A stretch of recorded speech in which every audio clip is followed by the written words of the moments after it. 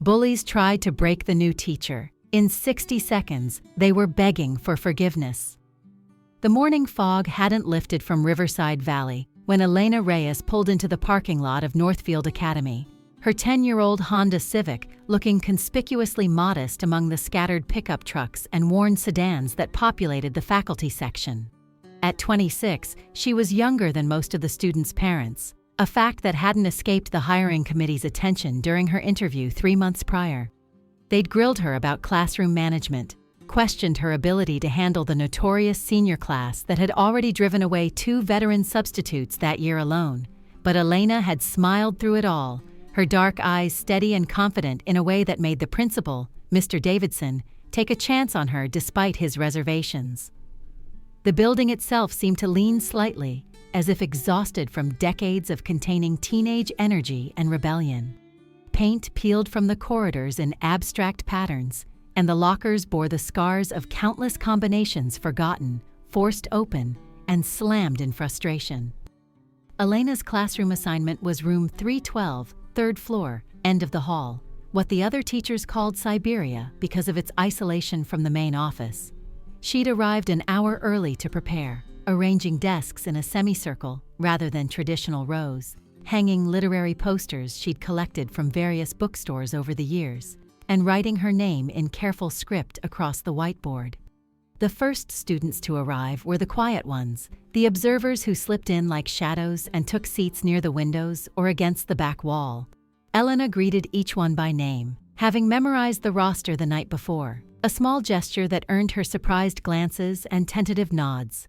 Then came the middle crowd, chattering about weekend plans and scrolling through phones, barely acknowledging her presence beyond a cursory glance at the young woman who looked more like a college student than their English teacher. But it was the last group that commanded the room's attention when they entered. Derek Chen led the pack, 6 feet of calculated indifference wrapped in a Letterman jacket he'd earned in junior year before quitting the basketball team in a dispute with the coach. His followers formed a constellation around him. Sophia Martinez, whose acid tongue could strip paint and whose perfectly styled hair never moved despite the chaos she created. Tommy Brooks, wiry and quick with a laugh that never quite reached his eyes. And the twins, Marcus and Maria Kowalski, who communicated in glances and had perfected synchronized disruption to an art form. They claimed the back corner, their territory marked by sprawled backpacks and feet propped on empty chairs. Derek's eyes swept over Elena, cataloging her modest dress, her optimistic smile, the way she clutched her lesson plan like armor. He exchanged a look with Sophia, who smirked and began applying lip gloss with deliberate slowness, the scent of artificial strawberry filling the air. Elena began with introductions, asking each student to share their name and something they'd read recently that stayed with them.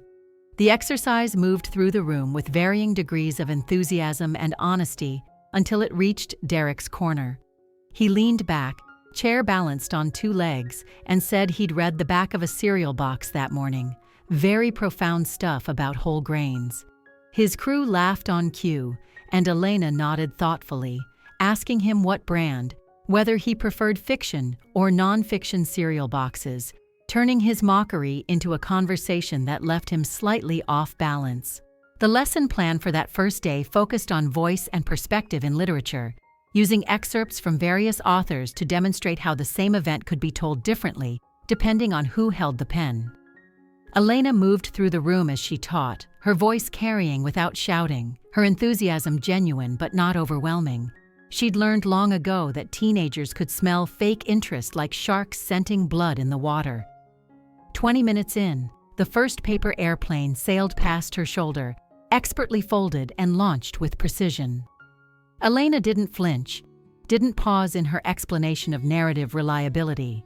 She simply picked it up during a natural transition, unfolded it to reveal a crude drawing, and used it as an impromptu example of visual storytelling, discussing how images could convey meaning differently than words. The class watched, waiting for anger or embarrassment, finding neither. Tommy tried next, dropping his textbook with a crash that echoed off the walls. Elena incorporated it into her lecture, talking about the power of sound in creating atmosphere in writing. how authors used onomatopoeia and rhythm to enhance their prose. She thanked Tommy for the demonstration, her tone so genuinely appreciative that he couldn't tell if she was mocking him or not. The twins began their routine of alternating coughs, a percussion section designed to derail any teacher's train of thought.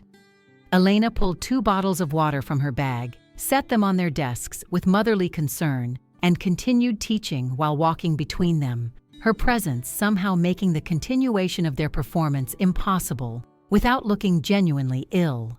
Sophia went for a more direct approach, raising her hand with exaggerated politeness to ask whether Elena had even graduated college yet, because she looked awfully young to be teaching seniors.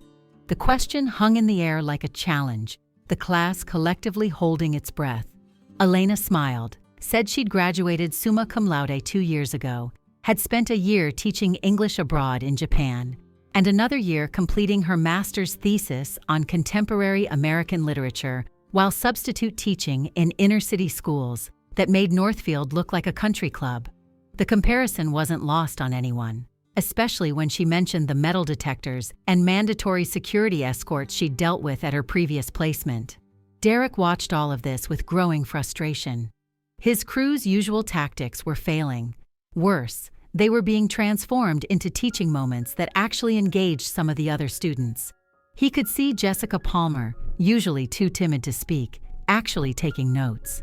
Brian Washington had put his phone away voluntarily. The ecosystem of the classroom was shifting, and Derek didn't like it. As the bell rang, he made his move, standing quickly and shoulder-checking Elena as he passed, hard enough to knock her lesson plan from her hands, papers scattering across the floor. The contact was deliberate but deniable, the kind of aggression that couldn't quite be proven as intentional.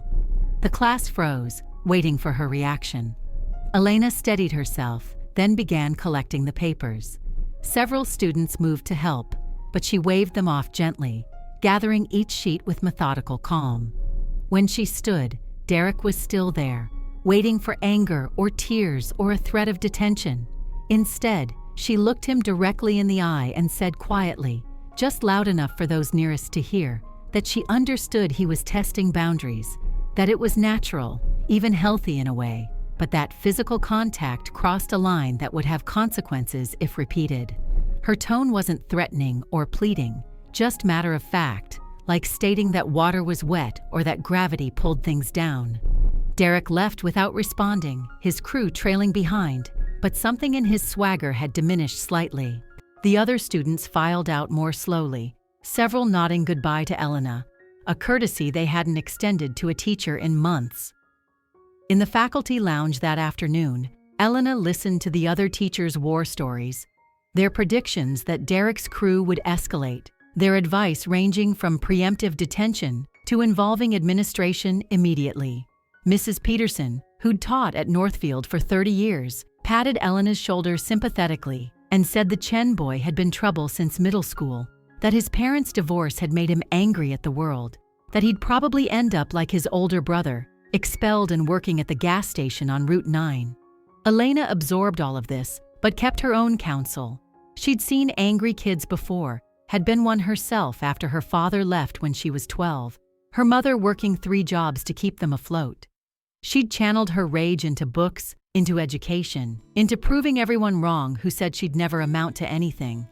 She recognized Derek's anger because she'd worn it like armor once too. That night, she adjusted her lesson plans, incorporating more interactive elements, more opportunities for the students to direct their energy constructively. She researched each of her problem students, not their disciplinary records, but their academic history, looking for patterns, interests, moments of success that might offer a foothold. Derek, she discovered, had written an essay in sophomore year about motorcycle mechanics that showed genuine passion and technical knowledge. Sophia had participated in the school play freshman year before something made her quit. Tommy's standardized test scores suggested an intelligence his grades didn't reflect. The twins had submitted a joint history project on immigration that showed real research skills before their performance had declined. Armed with this information, Elena arrived early again the next day, but this time she wasn't alone. Derek was already there, spray painting something on the back wall of the building. his usual lookouts nowhere to be seen. He didn't hear her approach until she was close enough to see that he wasn't writing profanity or gang tags, but an elaborate piece of street art, layered and complex, showing real artistic skill. He spun around, spray can raised like a weapon, then lowered it when he saw her. They stood there for a moment, neither speaking, the morning sun casting long shadows across the empty lot. Elena looked at the art, really looked at it, seeing the pain and beauty mixed in the aggressive strokes and careful shading. She asked him how long he'd been practicing, whether he'd studied technique or was self-taught, treating him not as a vandal, but as an artist. Derek's defensiveness cracked slightly. He found himself explaining the different caps he used for various effects, how he'd learned from online tutorials and practiced on abandoned buildings on the outskirts of town. Elena listened, asking questions that showed she was paying attention, not just humoring him. When she finally mentioned that what he was doing was still vandalism, still wrong, she also suggested he consider the art program at the community college, that there were legal walls in the city where street artists could practice, that his talent deserved better than hidden corners and disciplinary hearings. Before he could respond, they heard voices approaching, Derek's crew, arriving early to admire his work or serve as alibis. Elena made a decision that would define the rest of the year. She told Derek to go, to get to class, that she'd handle this. He hesitated, surprised, then grabbed his backpack and disappeared around the corner. When Mr. Davidson arrived with the security guard, following up on a tip about vandalism in progress, Elena was standing alone, examining the graffiti with a critical eye. She told them she'd arrived to find it already complete, no sign of the artist. The security footage, she noted, probably wouldn't show much from this angle, the camera having been conveniently redirected weeks ago. Davidson suspected she knew more than she was saying, but Elena's expression gave nothing away. She suggested they could use this as a teaching opportunity, have students analyze the graffiti as a form of expression in her class, discuss the difference between vandalism and art, the importance of appropriate venues for creativity. Davidson, exhausted from years of fighting battles he couldn't win, agreed to her proposal, warning that any further incidents would result in serious consequences. When Elena entered her classroom that day, Derek was already in his seat, not in the back corner but one row forward. His crew looked confused, but he silenced their questions with a look. The dynamic had shifted, imperceptibly but significantly. Elena began the lesson without acknowledging the change, but when she assigned group projects on alternative forms of storytelling, she made sure Derek's group got the section on visual narratives. Over the following weeks, the classroom became a complex ecosystem of challenge and response. Sophia tried to derail discussions with inappropriate comments about Elena's appearance or personal life, fishing for information that could be weaponized. Elena deflected each probe with humor or redirection, never revealing the frustration that sometimes bubbled beneath her calm exterior. When Sophia made a particularly cutting remark about Elena probably not having a boyfriend because she spent all her time with teenagers, Elena simply replied that she preferred her drama on the page rather than in her personal life, then launched into a discussion of dramatic irony that somehow made Sophia's comment seem childish rather than clever. Tommy's disruptions became more creative, perhaps inspired by Elena's refusal to react predictably. He programmed his phone to play sound effects at random intervals, created elaborate physical comedy routines with dropped pencils and squeaky chairs. Elena incorporated each interruption into her teaching, discussing comedic timing in literature, the role of the fool in Shakespeare's plays, how humor could be used to convey serious themes. She even assigned Tommy to lead a class discussion on satire, forcing him to channel his disruptive energy into actual teaching. The twins presented a unique challenge with their synchronized tactics. They would start writing at exactly the same moment, stop simultaneously, turn pages in unison, creating an unsettling rhythm that distracted everyone. Elena separated them initially, but they simply adapted, using the distance to create call and response patterns. Finally, she assigned them a project on dialogue in literature, specifically focusing on how authors conveyed multiple voices and perspectives. She challenged them to write a story together, alternating sentences, using their natural synchronization as a creative tool rather than a weapon. The breakthrough with Sophia came unexpectedly during a discussion of Tennessee Williams' The Glass Menagerie. Something about Laura's character, her fragility and hidden strength, resonated with Sophia in a way that cracked her carefully maintained facade. She participated genuinely for the first time, offering insights about the character's relationship with her mother that revealed her own complicated family dynamics. Elena didn't make a big deal of it, simply acknowledged the contribution and built upon it. But after class, she left a note on Sophia's desk with information about the drama club's upcoming auditions, mentioning that they needed someone with Sophia's presence for the lead role. Marcus and Maria's transformation was gradual but noticeable. Their synchronized disruptions became synchronized participation.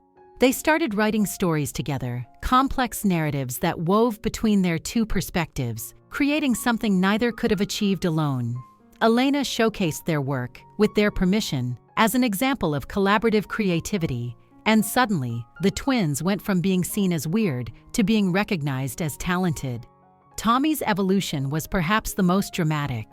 His intelligence, once hidden behind a mask of class clown behavior, began to emerge in unexpected ways. He wrote satires that made the class laugh while also making them think. His analysis of humor in dark situations, inspired by their reading of Slaughterhouse-Five, was so insightful that Elena asked him to submit it to the school's literary magazine. When he protested that kids like him didn't get published, she simply said that kids like him were exactly who should be published, that authentic voices were what literature needed. But Derek remained the biggest challenge and, in some ways, the key to everything. His participation was sporadic, brilliant insights followed by sullen silence. He turned in assignments late or not at all, but when he did submit work, it showed a depth of understanding that suggested he was doing far more than the required reading. Elena found books left on his desk after class, titles she'd mentioned in passing, margins filled with notes in his handwriting. The confrontation everyone had been expecting came in November, but not in the way anyone anticipated. Derek's mother showed up unexpectedly, drunk and belligerent, demanding to know why her son was wasting time with books when he should be working, contributing to the household. The scene played out in the hallway outside Elena's classroom, students gathering to watch Derek try to calm his mother while she berated him for thinking he was better than his family, for having dreams above his station. Elena intervened, not as a teacher but as someone who recognized the scene from her own past. She spoke to Derek's mother with a combination of respect and firmness, acknowledging her struggles while defending Derek's right to education.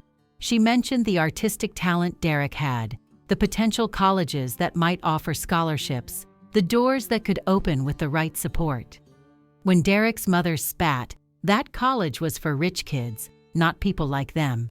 Elena quietly shared her own story. The free lunches, the second-hand clothes, the nights studying by streetlight when the electricity was cut off, and how education had been her ladder out of circumstances that seemed inescapable. The hallway was silent. Students who'd never seen their teachers as real people with histories and struggles were witnessing something raw and honest. Derek's mother, deflated and embarrassed, left without another word. Derek stood frozen, torn between humiliation and something else, something like hope. After that day, the entire dynamic of Room 312 changed. It wasn't just Derek's crew anymore, it was Elena's class. They still challenged her, still pushed boundaries, but it was different, more like sparring partners than enemies. They began to police each other, calling out disruptions that went too far, protecting the space they'd helped create. Elena introduced them to authors who looked like them, came from backgrounds like theirs. She brought in speakers, not successful executives or college recruiters, but writers and artists who'd grown up in neighborhoods like Riverside Valley, who'd faced the same limitations and overcome them. She organized field trips to poetry slams in the city, to art galleries that showcased street art, to theaters running productions of contemporary plays that dealt with real issues. The administration noticed the change. Attendance in Elena's class was higher than any other. Students who'd been chronic disciplinary problems were submitting work, participating in discussions, some even staying after school for additional help or just to talk about books. Other teachers began asking for her secret, but Elena knew it wasn't something that could be replicated with a simple formula. It was about seeing students not as problems to be managed, but as people with stories worth hearing. December brought unexpected challenges. Budget cuts threatened the school's arts programs, including the literary magazine Tommy had finally worked up the courage to submit to. The drama club Sophia had tentatively joined faced cancellation. The field trips Elena had planned were deemed non-essential. The class that had finally found its voice was being told that voice didn't matter. Derek surprised everyone by organizing a protest. Not the destructive kind he might have orchestrated months ago, but something constructive.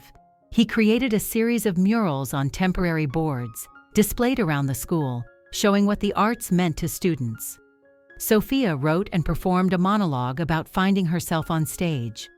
Tommy published an underground literary magazine, printed at his own expense, featuring work from students across all grades. The twins documented everything, creating a multimedia presentation that they delivered to the school board. Elena watched from the sidelines, officially unable to support their activism, but privately proud of how they'd channeled their rebellious energy into something meaningful. When the school board reversed some of the cuts, citing student engagement and passion, it was a victory that belonged to them, not her. January brought a new challenge in the form of standardized test preparation. The district mandated that all English classes spend 6 weeks focused solely on test strategies, abandoning literature for multiple-choice drills and formulaic essay structures. Elena's students, who'd finally learned to love reading and writing, rebelled against the mindless repetition. But instead of acting out, they came to her with a proposal. They would spend the required class time on test prep, but they wanted to continue their real learning after school. They proposed a book club, a writing workshop, a space where they could explore literature without the constraints of curriculum requirements. Elena agreed, knowing it meant unpaid hours for her, but unable to deny them this request. The after-school sessions became legendary. Students who weren't even in Elena's class began attending. They read everything from graphic novels to classic literature, wrote poetry and short stories, performed dramatic readings. Derek's artistic skills found new expression in illustrated narratives. Sophia discovered she could write as well as perform. Tommy's satires became sharper, more politically aware.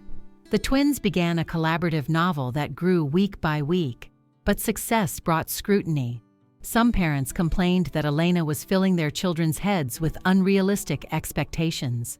Why encourage college when most of these kids would end up in minimum-wage jobs? Why waste time on art when they needed practical skills? A group of concerned parents demanded a meeting with the principal, insisting that Elena be reined in or replaced. The meeting was scheduled for a Thursday evening in February. Elena prepared to defend herself, but when she arrived at the school, the auditorium was already full. Her students had organized their own response. One by one, they stood and spoke about what Elena's class had meant to them. Parents heard their children articulate thoughts and feelings they'd never expressed at home. They saw artwork, heard poetry, watched performances that revealed talents they hadn't known existed. Derek's mother was there, sober this time, listening to her son describe how Elena had seen potential in him when everyone else saw a future criminal. She heard him talk about college applications he'd started, scholarships he was pursuing, dreams he'd been afraid to voice. When he finished, she was crying, and she wasn't the only one. The concerned parents left without pressing their complaints. Some even approached Elena afterward, asking how they could support their children's newfound interests. It was a victory, but Elena knew it was fragile, dependent on continued success and constant vigilance. March arrived with college acceptance letters and rejection slips. Elena helped her students navigate the complex emotions of this period, the joy of unexpected acceptances, the disappointment of rejections from dream schools, the reality of financial aid packages that didn't quite cover everything. She wrote recommendation letters that captured not just academic achievement, but personal growth, resilience, the journey from disruption to engagement. Derek got into the State University's art program with a partial scholarship. It wasn't enough to cover everything, but Elena helped him find additional grants, work-study programs, ways to make it possible. Sophia was accepted to a small liberal arts college with a strong theater program. Tommy received offers from multiple schools, impressed by his writing samples. The twins, inseparable as always, both got into the same college, planning to major in creative writing and journalism respectively. But not everyone's story was a clear success. Some students didn't get into any colleges. Others got in but couldn't afford to go. A few decided college wasn't their path, choosing trade schools or immediate employment instead. Elena helped each student find their next step, refusing to define success by a single metric. April was bittersweet. As graduation approached, the reality of separation loomed. These students who'd driven her to exhaustion in September had become important to her in ways she hadn't expected. She'd maintained professional boundaries, but within those limits, real connections had formed. They weren't just her students anymore. They were young adults she'd helped shape and who had, in turn, shaped her. The last major crisis came 2 weeks before graduation. Tommy's father lost his job, and Tommy announced he'd have to decline his college acceptances to work and help support his family. The class rallied around him, organizing fundraisers, reaching out to alumni who might offer job opportunities that would allow him to attend school part-time, refusing to let financial circumstances derail his future. Elena contacted every scholarship organization she knew, helped Tommy write appeals to his accepted colleges explaining his situation, even reached out to local businesses about sponsorship opportunities. The effort paid off when a combination of additional aid and a local sponsorship from a business owner who'd been impressed by Tommy's writing made college possible, though it would require careful budgeting and continued work. As May arrived with its promise of endings and beginnings, Elena's classroom became a hub of activity. Students worked on final projects that showcased their growth, comprehensive portfolios that demonstrated not just improved writing skills, but evolved thinking, expanded perspectives, voices that had found their power. The administration, once skeptical of her methods, now pointed to her class as a model of student engagement. The final weeks were intense. Derek, who'd once used his artistic skills for vandalism, was commissioned to create a mural for the school library. His design incorporated quotes from literature they'd studied, portraits of authors who'd inspired them, visual metaphors for the journey from ignorance to knowledge. The whole class contributed ideas, and several helped with the actual painting, but it was Derek's vision that guided the project. Sophia directed a one-act play written by Tommy, featuring the twins in leading roles. It was performed for the school, a sharp satire about standardized education that somehow managed to critique the system without offending the administration. Parents who'd never seen their children perform watched in amazement as formerly disruptive students commanded the stage with confidence and skill. The literary magazine, saved from budget cuts, published its most successful issue ever, featuring work from Elena's students alongside submissions from across the school. Tommy served as editor, his organizational skills finally finding a positive outlet. The magazine won a state competition, bringing recognition to a school more often known for its problems than its achievements. But beneath the celebrations was an undercurrent of tension. These students had been transformed, but they were returning to a world that hadn't changed with them. Summer jobs at fast food restaurants and retail stores awaited. Family expectations that didn't include college. Financial pressures that made dreams seem like luxuries. Elena worried about what would happen when her daily influence was removed, whether the changes would stick or fade. She organized a summer writing group, voluntary and informal, meeting weekly at the public library. She created an email list for sharing opportunities, scholarships, job openings that might help them balance work and education. She connected them with mentors in various fields, alumni who'd walked similar paths. She did everything she could to extend the support network beyond the classroom walls. The last day of regular classes arrived with unexpected emotion. Students who'd perfected tough exteriors struggled with goodbyes. Sophia hugged Elena, whispering thanks for seeing who she could be rather than who she pretended to be. Tommy left a satirical piece on her desk, a funny but touching tribute to the teacher who'd weaponized his disruptions into learning opportunities. The twins presented her with a bound copy of their collaborative novel, dedicated to the teacher who'd shown them that synchronization could be a strength. Derek was the last to leave. He stood at the door, struggling for words, then simply handed her a canvas. It was a portrait of the class, but stylized. Each student represented not just physically, but symbolically, their growth and struggles captured in visual metaphor. At the center was Elena, depicted not as an authority figure, but as a conductor, orchestrating chaos into harmony. No words were exchanged, but understanding passed between them. Graduation day was a blur of caps and gowns, proud families, and uncertain futures. Elena watched from the faculty section as her students crossed the stage. Each name called a small victory against the statistics that had predicted failure for most of them. Some would go on to college, others to work, a few to military service, but all carried with them the knowledge that they were capable of more than they'd believed possible 9 months ago. The summer passed with irregular updates. Derek sent photos of his university orientation, his dorm room walls already covered with new artwork. Sophia posted videos from her college theater auditions. Tommy's blog, started at Elena's suggestion, began gaining followers for its sharp social commentary. The twins kept everyone updated through their alternating social media posts, their synchronized communication now digital. But not all updates were positive. Some students struggled with the transition, facing challenges that high school success hadn't prepared them for. Elena fielded late-night calls from students overwhelmed by college coursework, homesick and doubting themselves. She talked them through panic attacks, proofread essays, offered encouragement when they wanted to quit. The teaching hadn't ended with the school year. It had simply changed form.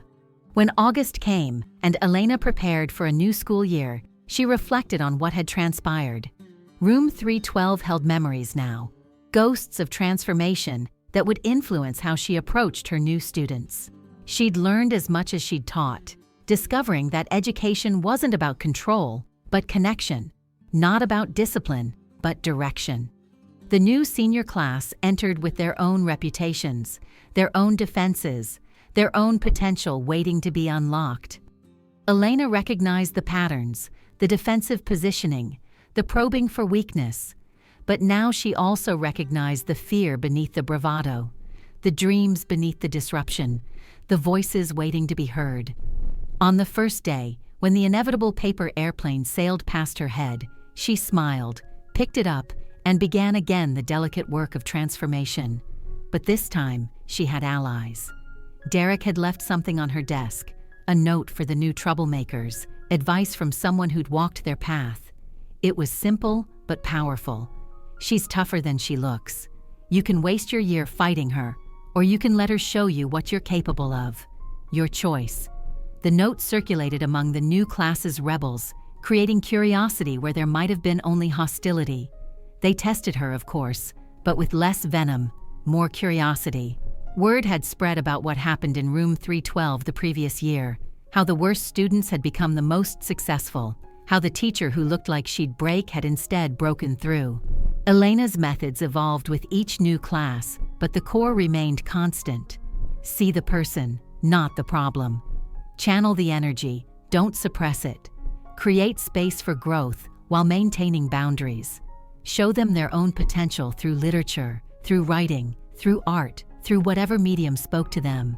Years later, when Derek returned as a successful graphic novelist to speak to current students, when Sophia directed plays that toured nationally, when Tommy's political satire became required reading in journalism schools, when the twins' collaborative works won literary prizes, they all traced their transformations back to room 312, to the teacher who'd refused to see them as statistics or lost causes. But perhaps the most meaningful moment came during Elena's 5th year at Northfield. A new student teacher was assigned to observe her classes, a young woman nervous about handling difficult students. After watching Elena transform another seemingly impossible class, she asked for the secret, the technique that made it work. Elena thought about the question, about all the conventional wisdom she could share about classroom management and pedagogical strategies. Instead, she told the truth. There was no single technique, no magic formula. There was only the daily decision to see possibility where others saw problems, to respond to aggression with understanding, to believe in potential even when faced with evidence to the contrary. She told the student teacher about her first year, about Derek and his crew, about the pranks and challenges and small victories that had built to transformation. She explained how she'd learned that discipline wasn't about punishment, but about channeling energy productively, that respect wasn't demanded, but earned through consistency and care, that every disruptive student was really asking whether anyone would see past their performance to their pain. The student teacher listened, taking notes, trying to capture something that couldn't quite be codified.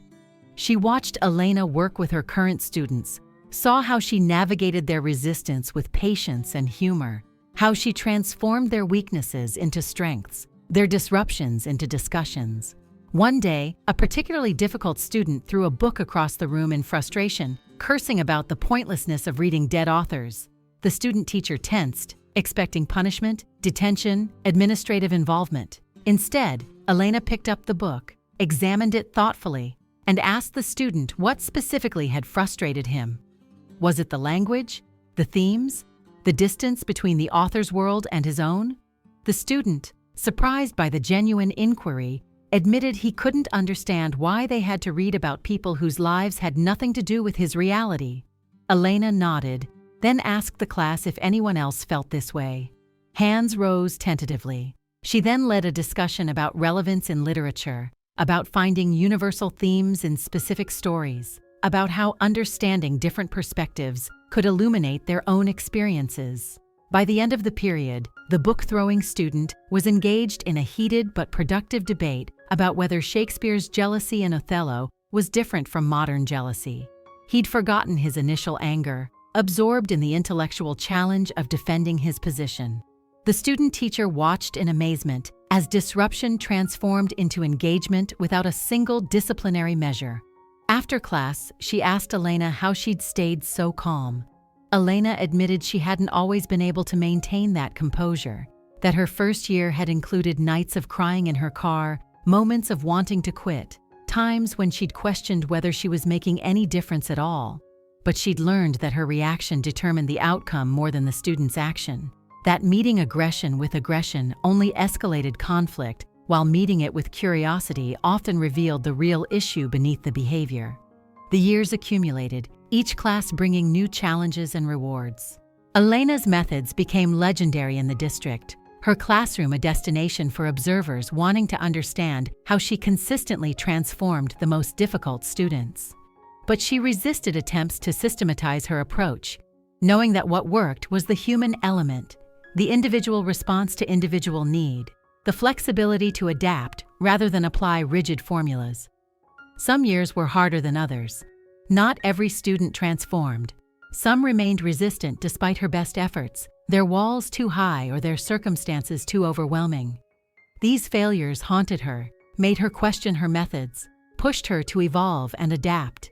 She learned to accept that she couldn't save everyone, that sometimes the best she could do was plant seeds that might germinate years later, in circumstances she'd never witness. But the successes sustained her. The letters from former students in college, grateful for the foundation she'd provided. The messages from parents amazed at transformations they'd thought impossible. The visits from alumni who wanted to share their achievements with the teacher who'd believed in them first.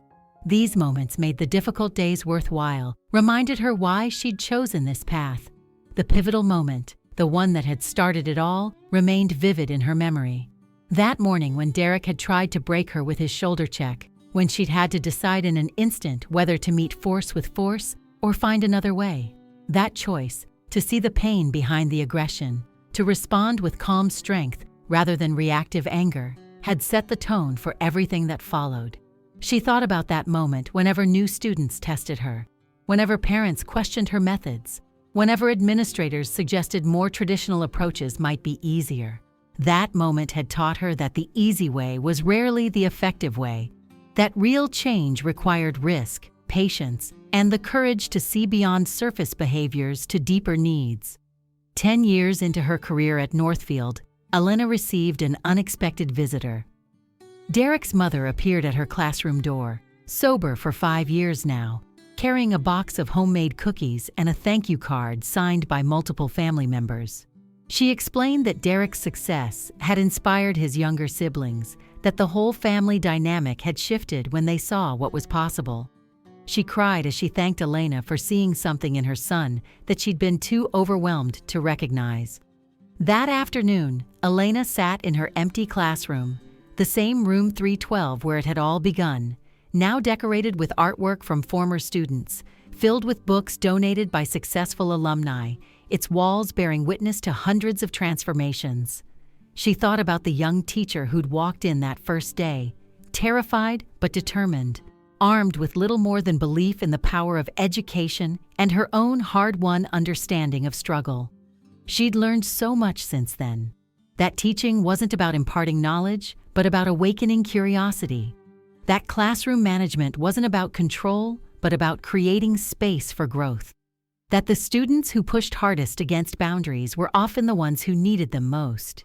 That transformation was possible, but never guaranteed, always requiring more patience than seemed reasonable, more faith than evidence supported.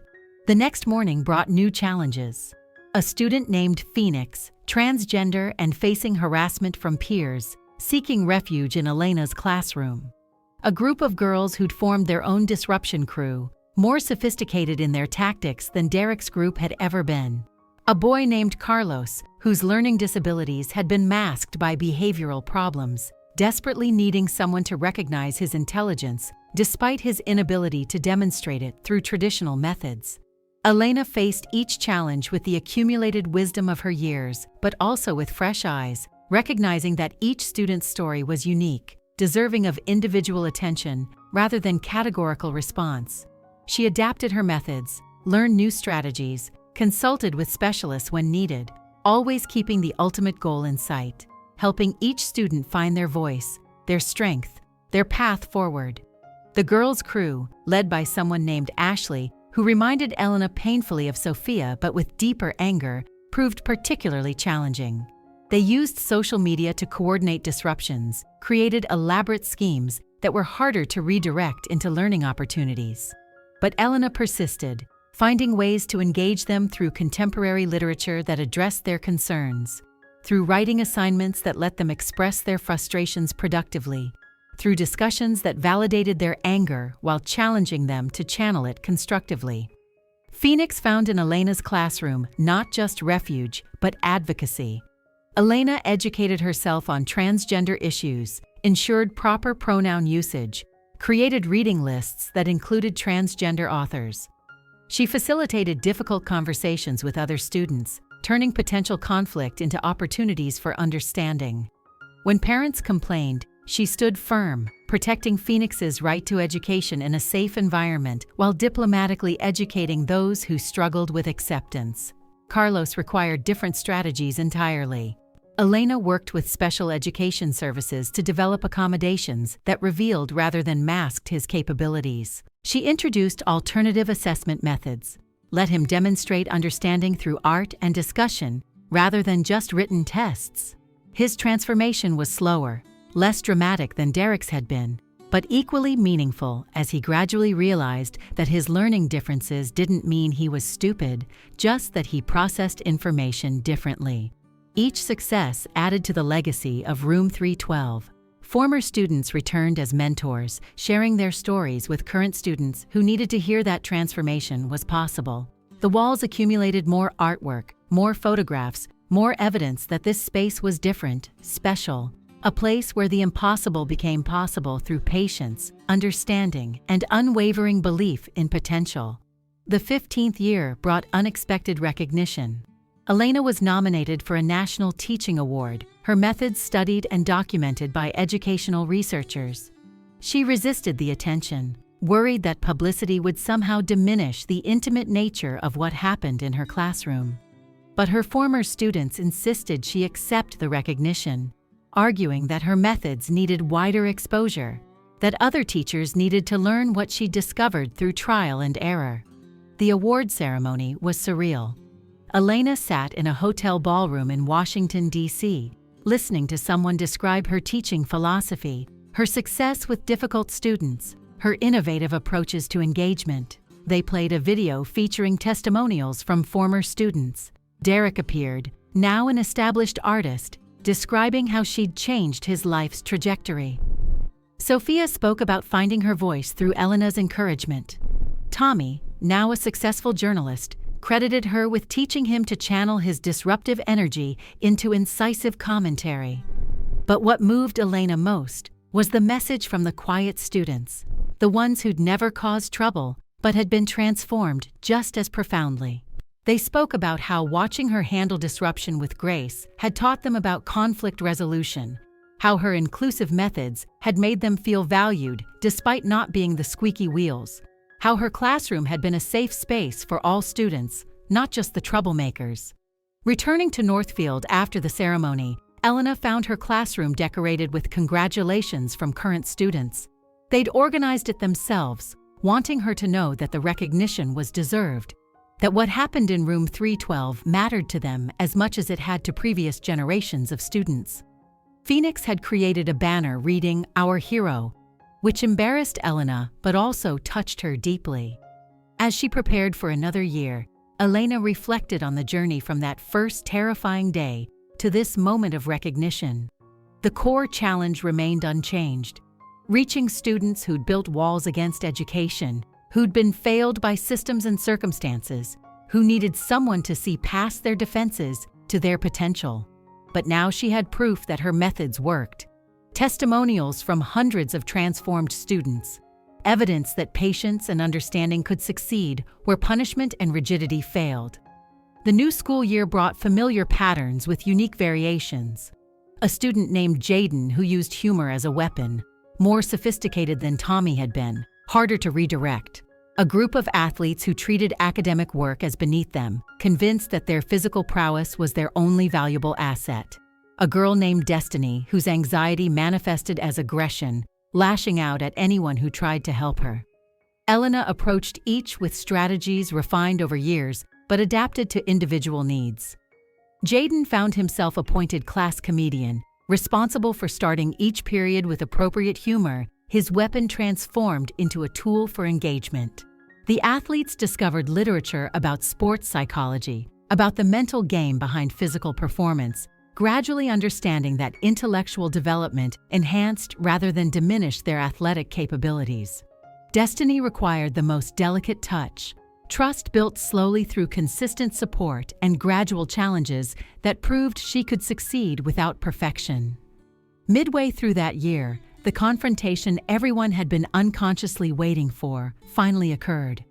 Jaden, frustrated by a grade that didn't meet his expectations, launched into a tirade that crossed every line of appropriate behavior. He insulted Elena personally, attacked her teaching methods, suggested that her awards were meaningless, that she was just another authority figure pretending to care while actually just wanting compliance. The class held its breath. This was worse than anything Derek had done, more calculated, more vicious. Other teachers would have sent him to the office immediately, possibly pushed for suspension. Elena stood quietly, letting him exhaust his anger, then asked him a simple question: "What's really wrong?" Jaden, prepared for punishment or anger, was disarmed by the genuine concern in her voice.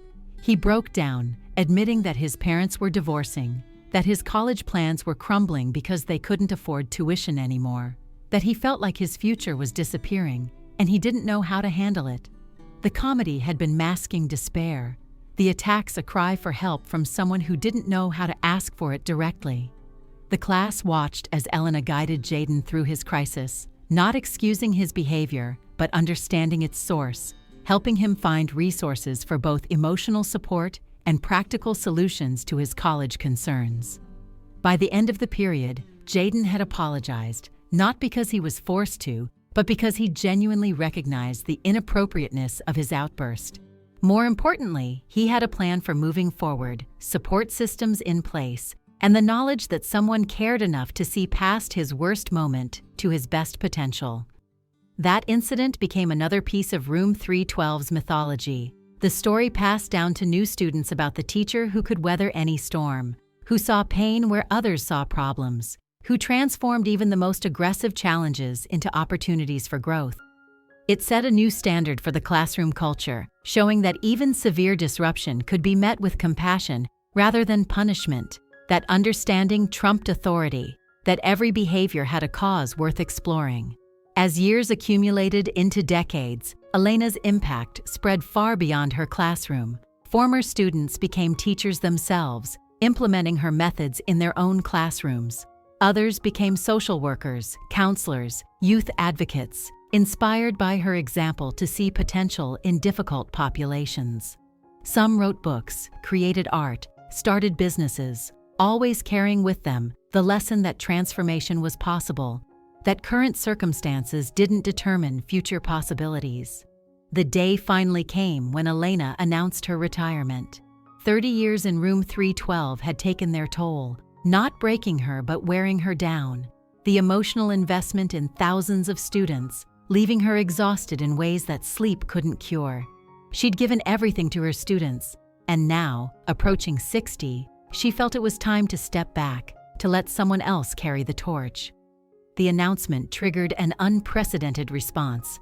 Former students from across 3 decades organized a celebration that drew hundreds back to Northfield. The school had to move the event to the gymnasium to accommodate everyone who wanted to attend. They came from all walks of life, successful and struggling, but united in their gratitude for the teacher who'd seen them truly, who'd refused to give up on them, who'd transformed their disruption into direction. Derek, now in his 40s with teenage children of his own, served as master of ceremonies.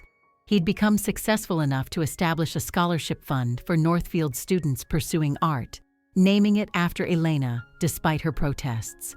He spoke about that first day, the shoulder check that could have led to suspension, but instead led to transformation, the graffiti that became gallery exhibitions, the anger that became art. Sophia performed a monologue she'd written specifically for the occasion, a piece about finding yourself in someone else's faith in you. She'd won awards for her theater work, but she said this performance, in front of the teacher who'd first encouraged her to audition, was the most important of her career. The emotion in her voice as she described Elena's impact brought tears to eyes throughout the gymnasium. Tommy, whose satire had evolved into social commentary that influenced national conversations, read a piece that was both funny and profound, capturing the absurdity of trying to break someone who refused to break, the irony of troublemakers becoming success stories, the beautiful illogic of patience in the face of provocation. His words painted Elena not as a saint, but as a stubborn optimist who'd weaponized empathy in the war against wasted potential. The twins, still collaborating after all these years, presented a multimedia piece that wove together testimonials from dozens of former students, creating a narrative that showed how Elena's influence had rippled outward, affecting not just her students, but their families, their communities, their own students and children. The presentation revealed the true scope of her impact, the exponential nature of transformative teaching. But perhaps the most moving tribute came from the quiet students, the ones who'd never caused trouble, never required special attention, but who'd been profoundly affected by watching Elena work. They spoke about lessons learned through observation, about how her methods had taught them about patience, understanding, the power of seeing beyond surface behaviors. One woman, now a successful doctor, said that Elena's approach had influenced how she dealt with difficult patients, always looking for the pain beneath the aggression. Elena sat through it all, overwhelmed and slightly embarrassed by the attention, but also deeply moved by the evidence of her impact. She'd known she'd helped some students, but seeing them all together, hearing their stories, understanding how her influence had spread beyond what she could have imagined, was almost too much to process. When it was her turn to speak, she stood at the podium where she'd once stood as a terrified young teacher, now a veteran educator with gray streaking her hair and lines earned through years of caring deeply. She looked out at the sea of faces, some familiar despite the years, others strange, but carrying that same spark she'd learned to recognize and nurture. She spoke about what they'd taught her, how each class had challenged her to grow, to adapt, to become better. She talked about the failures that had haunted her, the students she couldn't reach, the lessons learned through inadequacy.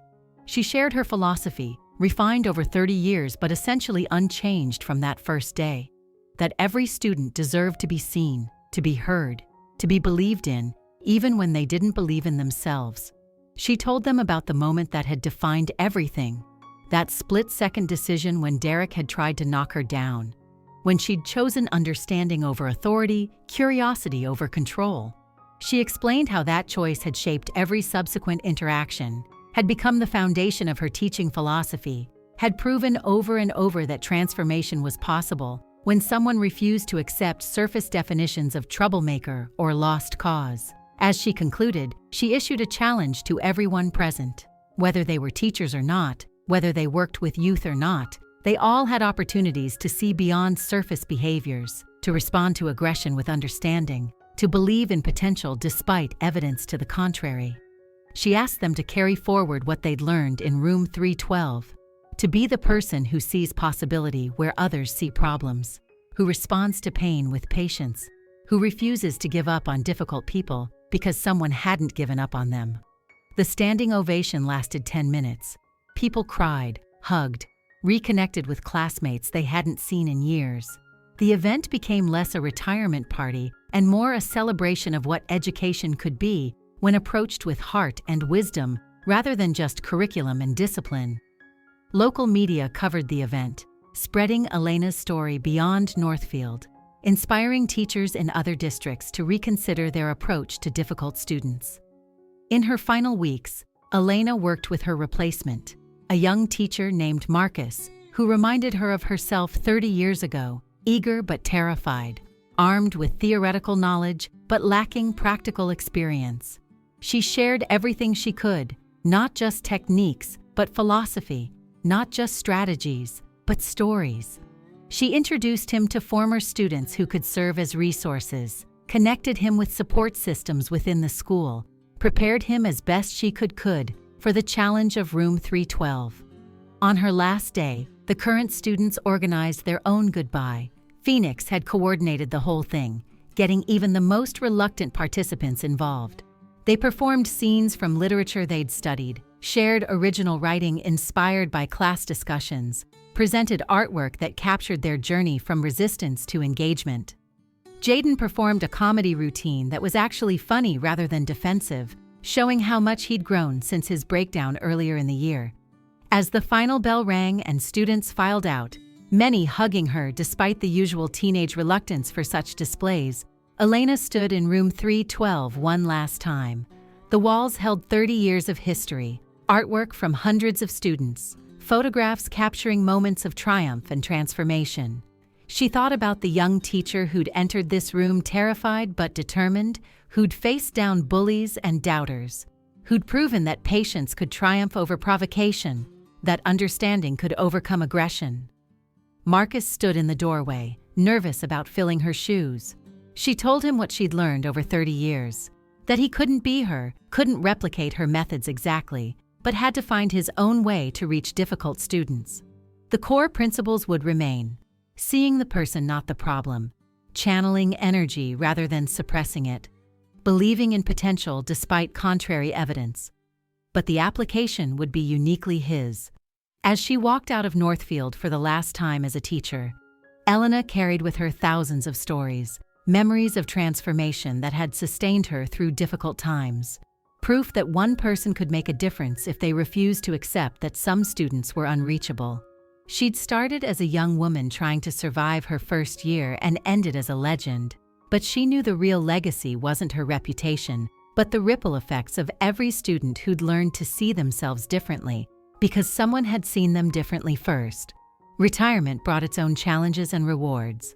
Elena found herself restless without the daily purpose of teaching, the constant challenge of reaching resistant students. But former students stayed in touch, sharing their successes and struggles, seeking advice for their own children or students. She became a mentor to new teachers, sharing her experience with those facing similar challenges, helping them understand that transformation required patience, measured in months or years, not days or weeks.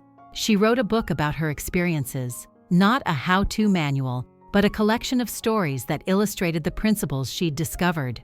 Publishers wanted to call it Taming the Troublemakers, or something similarly reductive, but Elena insisted on seeing the whole student, emphasizing that the key wasn't control, but understanding. The book became required reading in several education programs, though Elena always emphasized that reading about it was different from living it, that each teacher had to find their own path to reaching difficult students. Speaking engagements followed, education conferences where she challenged traditional approaches to classroom management, advocated for seeing disruption as misdirected energy rather than deliberate defiance. She faced criticism from educators who believed in stricter discipline, who argued that her methods were too permissive, too time-consuming, too dependent on individual personality to be widely implemented. But she also received letters from teachers who'd tried her approaches and found success, who'd learned to see past surface behaviors to underlying needs, who'd discovered that patience and understanding could achieve what punishment never could. These letters sustained her, proved that her impact continued beyond her own classroom, that the lessons of Room 312 were spreading to places she'd never see. 5 years into retirement, she received an unexpected call. Phoenix, now a successful advocate for transgender rights, was organizing a conference on inclusive education and wanted Elena as the keynote speaker. The event would bring together educators, policymakers, and students to discuss how schools could better serve marginalized populations. Phoenix explained that Elena's example had shown what was possible when teachers saw students as individuals rather than categories, when classrooms became safe spaces for all students, not just those who fit conventional molds. The conference was held at a university in the state capital, a far cry from the worn halls of Northfield. But as Elena looked out at the audience, she saw the same challenge she'd always faced, convincing people that difficult students weren't lost causes, that disruption often masked potential, that transformation was possible if someone cared enough to persist through resistance. She spoke about Phoenix, about the courage it had taken to be authentic in a hostile environment, about how creating a safe space for one student had transformed the entire classroom dynamic. She talked about Derek and Sophia and Tommy and the twins, about all the students who'd been written off as troublemakers until someone saw them differently.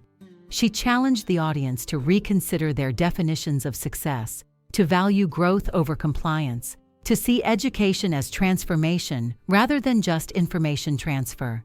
The response was electric. Teachers approached her afterward with stories of their own difficult students, seeking advice for specific situations. Policymakers asked about systematic implementation of her approaches. Students, some reminded of their own struggles, thanked her for validating their experiences, for proving that being difficult didn't mean being worthless. That evening, at the conference dinner, Elena found herself seated between Phoenix and another surprise guest, Derek's eldest daughter, now 18, and about to start college, planning to become a teacher. She'd grown up hearing stories about Elena, about the teacher who'd changed her father's life, who'd seen artist where others saw vandal. She wanted to carry on that legacy, to be for her students what Elena had been for her father. As Elena listened to this young woman's plans and dreams, she realized that her impact had become generational. The students she'd transformed were raising children with different expectations, broader horizons, greater belief in possibility. The ripples from Room 312 were still spreading, would continue spreading long after she was gone. The next morning brought one final surprise. Marcus, her replacement, had brought a group of current Northfield students to the conference. They'd fundraised for months to afford the trip, wanting to meet the legendary Miss Harper to understand the history of the classroom where they now learned. Among them was a boy who reminded Elena painfully of Derek at that age, all defensive posture and barely contained anger, clearly there under protest. She spoke with each student, but found herself drawn to the angry boy, whose name was Aiden. She recognized the signs: the fatherless home, the economic stress, the conviction that education was pointless for people like him. But she also saw what she'd always seen: potential waiting to be recognized, talent waiting to be channeled, a voice waiting to be heard. She told him about Derek, about the graffiti that became gallery exhibitions, about the shoulder check that had started everything. She showed him pictures on her phone, Derek's art, his family, the scholarship fund he'd established. She watched Aiden's defensive posture soften slightly, skepticism replaced by curiosity.